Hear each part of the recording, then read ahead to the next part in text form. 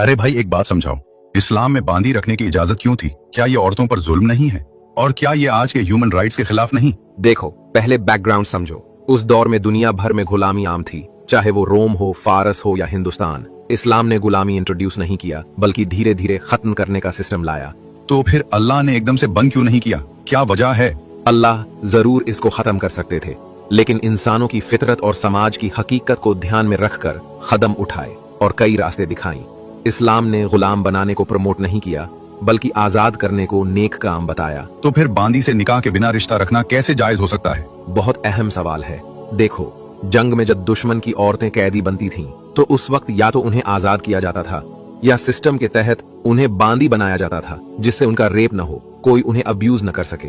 उनके साथ रिश्ता भी बिना उनकी मर्जी के नहीं होता था, और अगर बच्चा होता तो वो औरत उम्मे वलद बनती, फिर उसे कभी बेचा नहीं जा सकता था और उसकी औलाद आजाद होती। लेकिन तब भी ये एक तरह का सेक्सुअल स्लेवरी ही है ना? अगर तुम आज की सोच से पुरानी चीजों को देखोगे तो हर चीज गलत लगेगी, लेकिन उस वक्त रेप, टॉर्चर, मार्केट में औरतों की खरीद फरोख्त आम थी। इस्लाम ने उस माहौल में औरत को प्रोटेक्शन दी, स्टेटस दिया और बांदी को आजाद करने को बहुत बड़ा सवाब बताया। तो क्या अब भी बांदी रखना जायज है? बिल्कुल नहीं।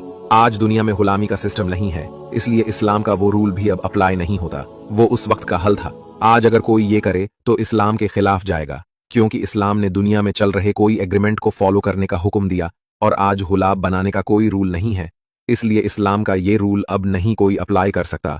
ठीक है, अब बात थोड़ी क्लियर हुई। भाई आपने अच्छे से समझाया। बस यही तो इस्लाम चाहता है। सोचो, समझो, फिर मानो। सवाल करना गुनाह नहीं, जवाब